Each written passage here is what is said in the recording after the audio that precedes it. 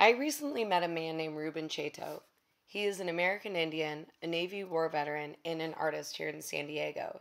His insights are incredibly relevant to what we are learning in this class. Please enjoy. What your feelings are about the development of the reservation system. It's a positive and it's also negative because our people feel like, why is it that we're the only ones that have to be on a reservation? You know, this is our land sort of feeling.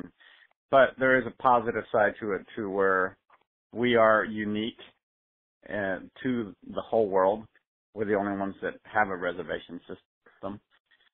Yes, we do fall under government guidelines, too strict, as a matter of fact.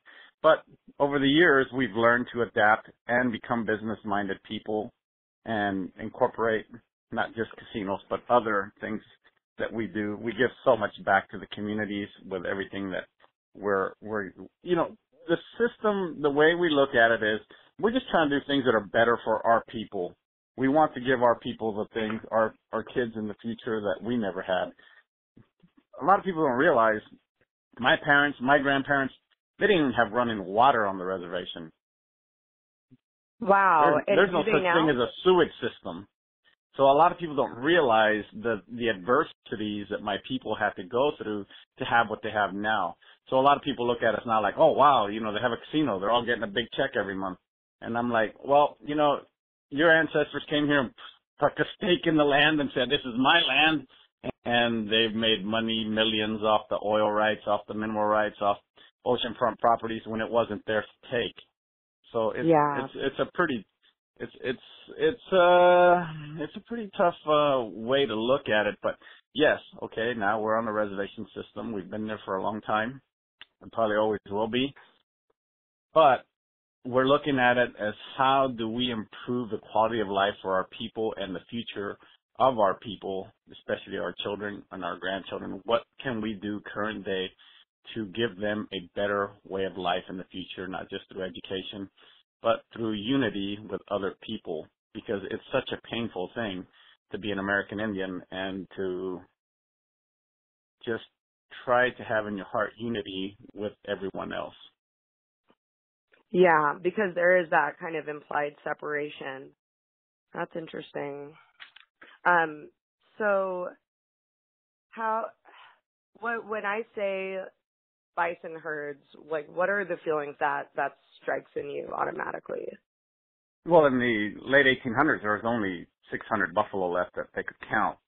And the U.S. Army, in order to starve all the American Indian tribes they were at war with, they decided to kill their food resource, which is still a product of war. They do it nowadays. I mean, what do you do to damage the person you're at war with? So they killed off all our bison, well, almost all of them, and just for sport and just to kill a beautiful animal that was put on God's green earth for just greed.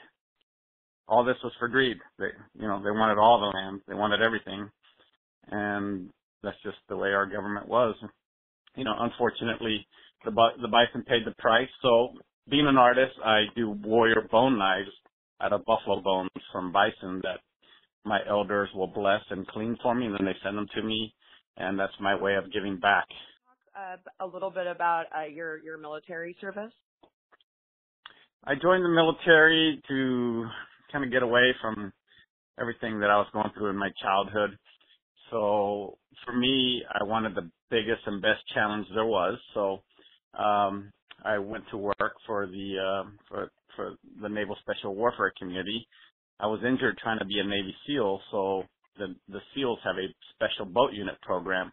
So I was a special boat unit operator, which is a special warfare combatant craft crewman. So we specialize in all the boats that get to take the fuels in and out. We were the best kept secret until a couple of years ago. Now everyone knows about us, and where there's videos and everything about our boats.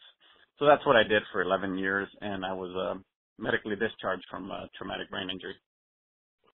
Wow. And how do you feel like your heritage informed your choice to join the military?